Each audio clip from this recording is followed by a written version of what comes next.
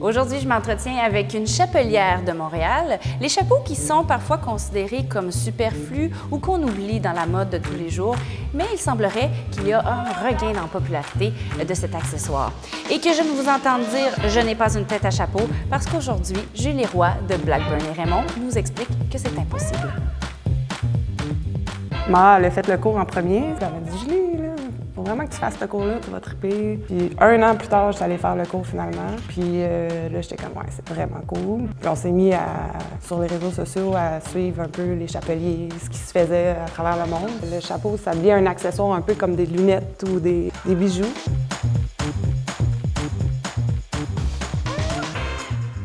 Je pense que ça a pris bien du temps avant de savoir. Quand j'étais petite, j'imagine, j'ai pas de souvenir de ça. J'imagine un peu comme tous les enfants, des métiers spectaculaires ou professeur peut-être aussi. Mais c'est arrivé sur le tard là, aussi de ma direction académique. Mais plus tard, dans le fond, c'est arrivé vite quand même le côté artistique, les arts. Faire à manger. Tout le quotidien à la maison plus, parce que là, en fait, quand je suis chez moi, je pense à l'entreprise, les réseaux, le marketing, comment on va trouver des nouvelles idées. Puis, donc, c'est les moments plus personnels qui prennent un coup, là, si on veut.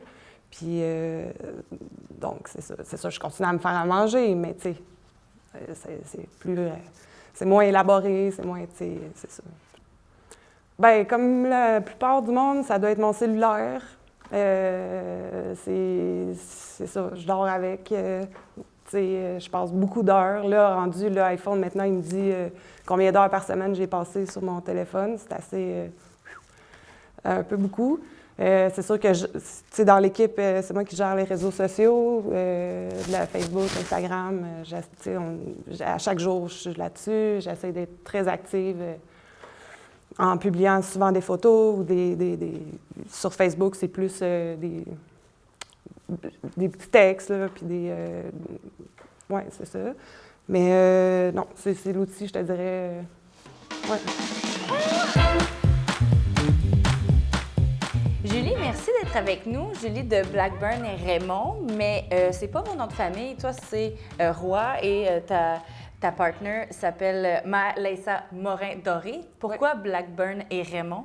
Bien, dans le fond, c'est le nom de jeune fille de nos grands-mères respectives. Le nom de... Oui, c'est ça, le nom de jeune fille. La grand-mère de Maha vient du Saguenay. Sa grand-mère, c'est Candide Blackburn. OK. Fait que, dans le fond, toutes les Blackburn, c'est pas mal du Saguenay, Chicoutimi, en tout cas. Il y a une gang de Blackburn là-bas. Puis moi, ma grand-mère, c'est Denise Raymond de Montréal. De Montréal. Denise Raymond de Montréal. Et pourquoi vous vouliez rendre hommage à vos grands-mères comme ça? Bien, dans le fond, c'est 2 femmes qui nous ont inspirées dans la vie. Puis on voulait leur rendre hommage. Puis vu que c'est aussi un métier traditionnel, un peu un métier d'époque, puis qu'on est 2, tu sais, ouais, c'est ça, qu'on est 2 femmes. Vintage. Oui, puis qu'on fait un métier qui était un peu plus un métier d'homme, si on veut, là, OK. dans le fond, le chapelier, ouais. Vous vouliez faire hommage à vos grands-mères. Donc, 2 chapelières, qui est un métier assez traditionnel et d'époque. J'ai lu que les techniques restent quand même les mêmes depuis des centaines d'années. C'est sûr que j'imagine que ça a évolué. Est-ce qu'il y en a encore beaucoup des chapeliers à Montréal ou au Québec? Bien, on est quelques-uns. Tu sais, comme on a fait un cours ici avec Lucie Grégoire, qui est une chapelière à Montréal. Donc, tu sais, il y en a plusieurs, là, dans le Québec, mais il y a aussi comme une nouvelle génération de chapeliers, je te dirais, qui arrivent à Montréal. Puis, ouais, c'est ça. Mais c'est sûr que c'est pas un métier commun. Non, il n'y en a pas tant que ça. Comparativement, mettons, si je regarde plus aux États-Unis ou en Europe. Oui, il y en a beaucoup aux États-Unis. Oui, il y en a vraiment beaucoup. C'est quelque chose que les gens font. C'est commun de porter des chapeaux parce que ici, j'ai l'impression que les gens s'empêchent un peu de porter le chapeau comme s'il fallait qu'il y ait une raison de le porter. Tandis qu'en Europe, par exemple, en Angleterre, on le voit, là, le chapeau, ça fait partie de la mode commune. Comment tu décrirais le chapeau pour les citoyens québécois? Comment ils le perçoivent? Bien, c'est sûr que, comme tu dis, ici, il y a on est à Montréal. Tu sais, le côté fashion, peut-être, de porter un chapeau, c'est un peu un statement. Ça prend comme une raison particulière pour le porter. En fait, c'est d'amener ça tranquillement dans un style de tous les jours, un style de street fashion. Pour aller n'importe où, prendre une bière ou peu importe, pour aller travailler. Tu sais, le chapeau, ça devient un accessoire un peu comme des lunettes ou des bijoux. Est-ce que tranquillement, pas vite, tu sais. Ça revient? Ça revient, puis la réception, l'accueil est là quand même. Mais tu sais, c'est sûr qu'il y a un travail un peu le fait de, comme c'est ça, de porter le chapeau. Puis de démocratisation aussi. Oui, exact. T'sais. Parce que tu dis des fois que les gens, quand vous faites des kiosques, tout ça, ils n'osent pas l'essayer, puis ils disent « j'ai pas une tête à chapeau ». Non, exact. Qu'est-ce que tu leur réponds? Ça, c'est vraiment c'est inévitable à chaque fois. « Ah, moi j'ai pas une tête à chapeau ». Puis même de le prendre, juste de l'essayer, bien, ils sont comme gênés de ça, tu sais. Ouais. Mais après, c'est ça. C'est vraiment de trouver le...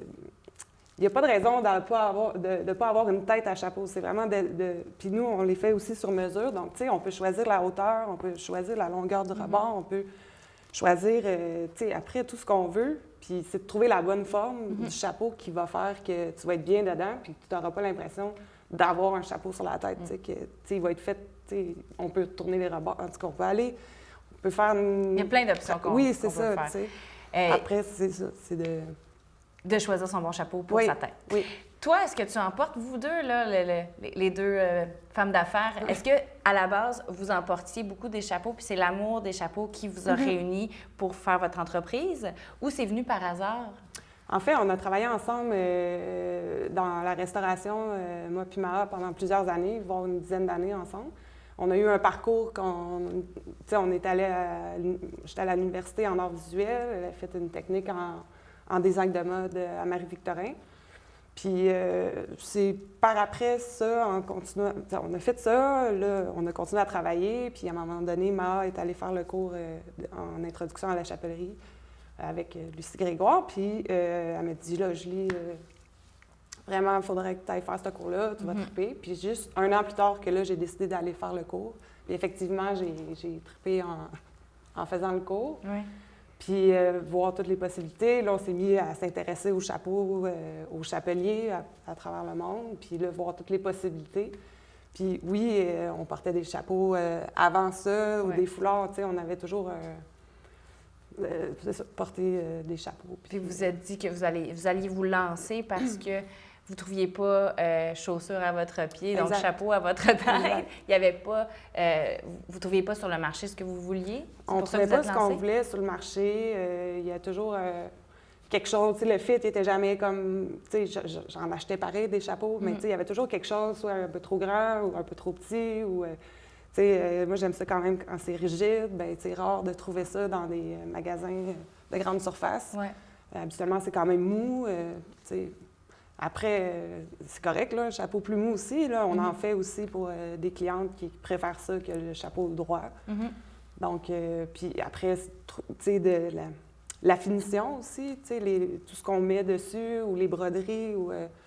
Donc, vous avez dit, tant qu'il n'y a pas trouvé ce qu'on veut, on va le faire nous-mêmes et on va se lancer en affaires. Ouais. Et vous êtes deux artistes. Vous avez un parcours artistique et là, vous avez une entreprise. Donc, vous avez tout le côté entrepreneurial, plus d'administration des affaires que vous avez dû incorporer aussi. Ouais. Qu'est-ce que vous avez appris ou comment a été votre cheminement de passer du côté artistique au côté business? Oui, c'est tout un travail parce que, tu sais, comme c'est ça, dans l'âme d'artiste, c'est toujours ce côté-là qui est comme, il y a une charge de travail que tu dis, ben voyons, tu sais, c'est tous des détails, tu sais, la comptabilité, le marketing. Puis, tu sais, bon, on a eu un aide avec l'École des entrepreneurs du Québec. On a suivi une formation pendant 1 an avec eux, subventionnée. Donc, on a pu, pendant cette première année-là, vraiment se mettre à 100% dans l'entreprise. Comment est-ce que tu trouves ça, entrer dans le monde de la mode, dans cet univers-là à Montréal, qui est quand même assez fermé? Tout le monde se connaît, tout ça. Vous arrivez avec vos chapeaux. Est-ce que vous avez un accueil retentissant? En fait, je vais faire un parallèle avec ce que tu dis parce que, en fait, l'accueil, on était bien accueillis. Là. Je connais pas tout le monde à Montréal en mode, pas du tout, et loin de là. Par contre, il y a des boutiques qui nous ont approchés, qu'on a approchés, puis qui vendent aussi d'autres designers québécois. Donc, sans vraiment se connaître, bien, on se côtoie dans ces magasins-là. Je pense que l'accueil, elle était bonne aussi. On a fait quelques collaborations. Donc,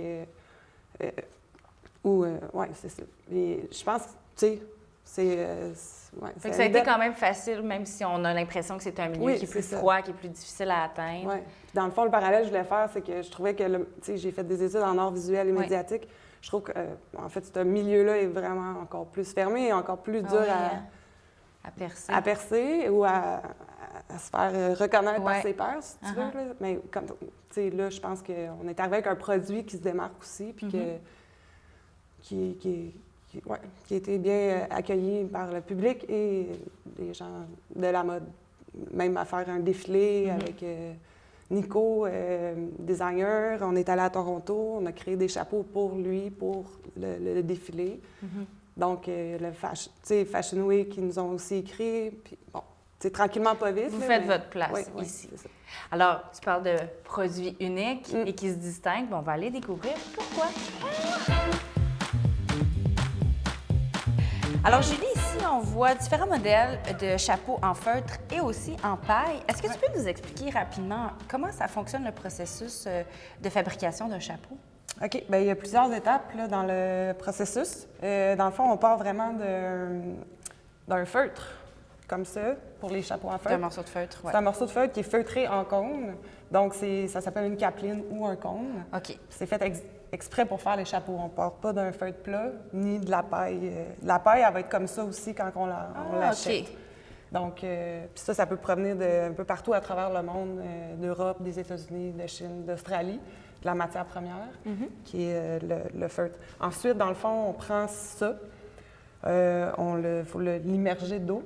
OK. On le chauffe, puis après ça, on l'étire pour lui donner une certaine flexibilité, un peu plus que comme ça. Puis une fois qu'il est quand même très chaud, là, on vient le mouler sur des blocs de bois, toutes sortes de formes. Dans le fond, lui, c'est une forme unique, spéciale pour faire ces chapeaux-là qui sont les petits tucs. OK.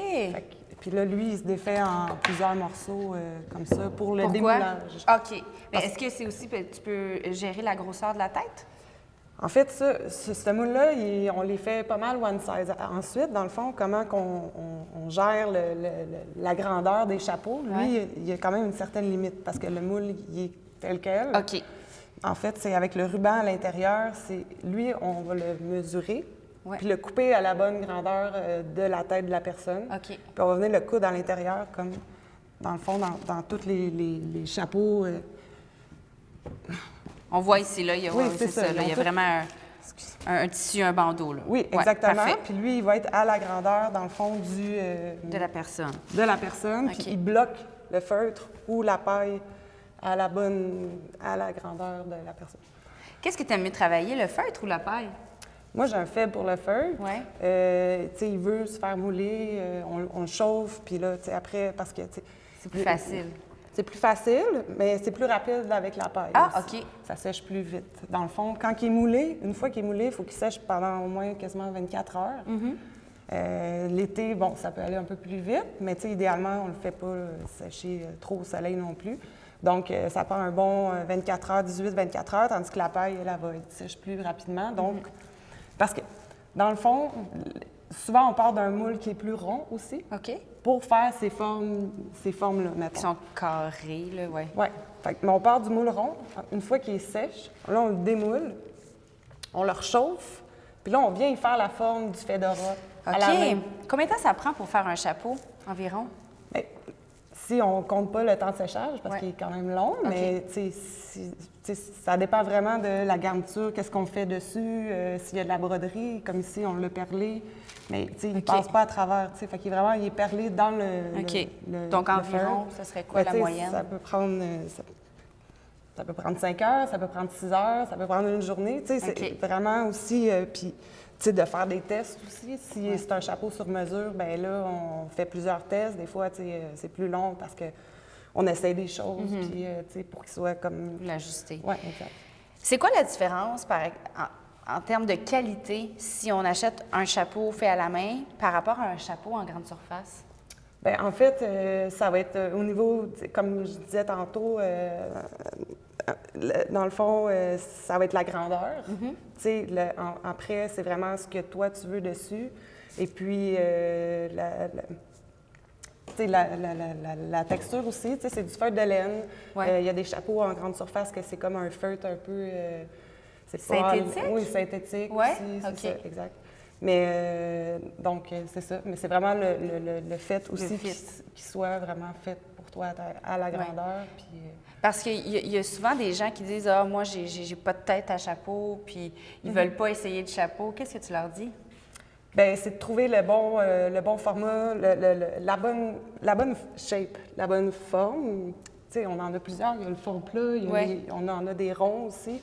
Puis après ça, c'est de faire des essayages. Puis, tu sais, on peut jouer sur la longueur du rebord, la hauteur. Donc, c'est vraiment après de tout regarder ça ensemble. Puis, tu sais, on essaie de faire plusieurs modèles quand on se promène dans les marchés, d'avoir un inventaire. Tu sais, une démo qui est quand même intéressante pour les gens d'essayer. Oui. Puis après, donc, dans le fond, tu n'as peut-être pas une tête pour tous les chapeaux, mais il y a au moins un chapeau qui va bien te faire. C'est ce que tu te dis. Oui. Ouais. Moi, c'est mon défi à chaque fois que si quelqu'un me dit ça, c'est de m'amuser, de s'amuser aussi. Là, tu sais, je veux pas obliger les gens à porter un chapeau, mais c'est de s'amuser à dire « Ah, ouais, OK, peut-être dans le fond, j'avais pas vu ça comme ça. Ouais. » Donc, c'est d'essayer, puis de ne pas être gêné d'essayer non plus. Quand on se promène, on est là pour ça, puis c'est là que tu te rends compte que peut-être qu'il y a un chapeau qui est fait. Et vous faites aussi du sur-mesure. Vous invitez même les gens à venir en atelier avec vous, voir le processus de création. Comment ça fonctionne? Bien, en fait, c'est sur 2 rendez-vous. Il y a le premier rendez-vous que, justement, on discute avec la personne de ses goûts et tout. Puis, dans le fond, la personne, elle va choisir la couleur, le modèle, la forme, tout, comme je disais tantôt, choisir vraiment la longueur du rebord, qu'est-ce qu'elle veut dessus. Ensuite, ça dure à peu près 45 minutes, je te dirais, en moyenne, le rendez-vous. Puis après ça, bien, nous, on fabrique le chapeau. T'sais, on ne peut pas le faire en présence de la personne parce que, bon, il y aurait trop de temps mort anyway, là. Donc, c'est ça. Fait que là, on fait le chapeau. Puis après ça, bien, soit... Tu sais, souvent, on a tout décidé de qu'est-ce qu'on allait mettre dessus puis tout. Puis là, ça prend 1 à 2 semaines de confection à faire. Puis la personne revient le chercher. Puis s'il y a un dernier essayage ou pas un dernier essayage, mais un ajustement à refaire, en tout cas, un ajustement à faire, on le fait sur place. OK. Mais je veux pas aussi que les gens aient peur parce que s'ils ne sont pas dans la région de Montréal, ils peuvent quand même le faire à distance. Là. Ça s'est déjà fait, par exemple, avec une personne en France, par exemple. Oui, exactement. Puis comment on fonctionne à ce moment-là, c'est par soit par message sur Instagram ou Facebook, parce que c'est quand même rapide, comme des textos. Donc là, on se parle, la personne m'envoie des photos de chapeaux d'inspiration. Ensuite, la même affaire, elle va choisir la couleur du chapeau. Puis après ça, moi, ce que je fais souvent, c'est on choisit 3-4 garnitures qu'on prend en photo sans les fixer. Puis là, on l'envoie. Puis la personne doit t'envoyer ses mesures, j'imagine? Oui, pour prendre sa mesure de tour de tête. Ça, c'est vraiment l'étape primordiale. Oui. C'est vraiment un service personnalisé. Et puis qu'est-ce qu'on ferait sans les réseaux sociaux? Non, c'est ça, exact. C'est rapide, puis c'est efficace. Là, ça marche bien. Puis, dans le fond, cet outil-là, il sert justement... Bien oui, c'est quoi ça, cette bébelle-là? Ah, montre ça comme ça. Ouais. C'est hot, ça ouvre. Ça montre vraiment où... Comme lui est à 56 cm. Dans le fond, ça, c'est ça. C'est à ça qu'il sert, cet outil-là. OK. À savoir la grandeur du chapeau exactement. Mais c'est ça, c'est fou. Je regarde tes accessoires, puis on dirait que c'est vintage, on dirait que c'est des vieux accessoires qui datent là, des années 40, mais c'est juste que la technologie, elle n'a pas changé. Bien, elle n'a pas changé, oui et non. Tu sais, il y a vraiment le côté artisanal de le faire à la main. C'est sûr que, tu sais, oui, il y a des presses à chapeau. Tu sais, les chapeaux qui sont dans les grandes surfaces ne sont pas moulés à la main sur des blocs de bois. Tu sais, ça va vraiment être des pressés à chaud sur des moules en métal. Puis là, ben, tu sais, c'est tout un autre... processus. Un autre processus. Tu sais. Mais là, on n'est pas dans le chapeau fait à la main. Mais sinon, oui, c'est toutes des pièces... quand même vintage, si on veut. Ça, qu'on avait acheté ça, un chapelier, il faisait des chapeaux de fourrure. Donc là, on est arrivé dans son atelier, il y avait comme 300 moules, pas possible son mur. Puis ben là, on en a acheté quelques-uns parce qu'il prenait sa retraite. OK. Fait que ça, eux, ils viennent de là. Sinon, on a fait faire des moules aussi par un formier. Dans le fond, la personne qui fait les moules s'appelle un formier. C'est quelqu'un qui se spécialise à créer ces moules de bois-là pour les chapeliers. Donc, on a fait faire une série de moules dans différentes grandeurs pour faire les grandeurs des chapeaux aussi. Parce que, Julie, quand on dit le chapelier fou, là, c'est pas juste un personnage de Disney, c'est vraiment quelque chose qui existe pour vrai dans l'histoire des chapeliers? Oui, exactement. Dans le fond, les chapeaux, une fois qu'ils sont moulés, comme je vous ai montré tantôt la capeline, c'est quand même mou. T'sais. Une fois qu'il va être moulé, il va rester mou, le chapeau. Bien, il va garder sa forme, mais il reste quand même mou. Donc, pour qu'il soit plus rigide, bien, on ajoute des produits dedans qui sont des produits qui sentent quand même fort. Donc, c'est de là le chapelier fou, parce que lui, il est dans son atelier, puis il travaille, puis donc, il devient un peu fou. Il sentait les produits chimiques. Oui, exactement. Mais là, tu sais, on s'entend, on n'est pas en train de devenir fou dans notre atelier. Non. Là, on a des équipes, tu sais, on ventile et tout, puis c'est pas nécessairement obligatoire de mettre ces produits-là non plus, parce qu'il y a des gens qui sont plus sensibles à ça. Donc, tu sais, on a 2 différents produits qu'on rajoute dans un qui est comme plus naturel aussi, qui part d'une racine. Donc, il est plus naturel, il est moins nocif, puis il sent meilleur aussi. T'sais. Puis ici, on voit que le chapeau, il est brûlé. Est-ce que c'est une technique particulière ou c'est plus quelque chose de moderne que vous avez inventé? Bien, en fait, on n'a pas inventé, mais c'est vraiment encore là dans la tradition du chapelier. Une fois que le chapeau il est moulé, on le brûle uniformément. Donc, on met un produit, puis là, on le flambe. Puis c'est pour enlever toutes les particules ou les mousses que dans le moulage, ça fait. Donc, mais tu ne verras pas qu'il a été brûlé. OK. Mais là, nous, Vous l'avez plus brûlé. On l'a plus brûlé pour lui donner un effet un peu vieilli ou pour un punch. Ici, on a mis de l'eau de javel pour lui donner un design un peu délavé. On peut faire des trous. Plein de choses qu'on peut faire. Exactement. Alors, Julie, si les gens veulent se procurer des chapeaux, des accessoires, vous contacter, où est-ce qu'ils se rendent? Ça va être sur notre site Internet, blackburnetraymond.com. On sort 2 collections par année, donc ils ont une belle gamme de produits disponibles en ligne. C'est bien important de prendre sa mesure de tête avant de faire l'achat. Vous allez choisir la grandeur, puis donc on les fait 1 à 1 sur mesure quand même, les chapeaux. Donc, si vous choisissez un modèle en ligne, on va le mouler pour vous. OK. Puis, fait que c'est ça. On a ça pas mal sur le site Internet. Et sur les réseaux sociaux aussi, c'est une façon de vous contacter? Oui, exactement. Pour communiquer avec nous, si vous avez des questions, des demandes spéciales, pour les chapeaux sur mesure, contactez-nous par courriel, Messenger ou Instagram. On va vous répondre dans les heures qui suivent. Il ne faut surtout pas hésiter si vous avez...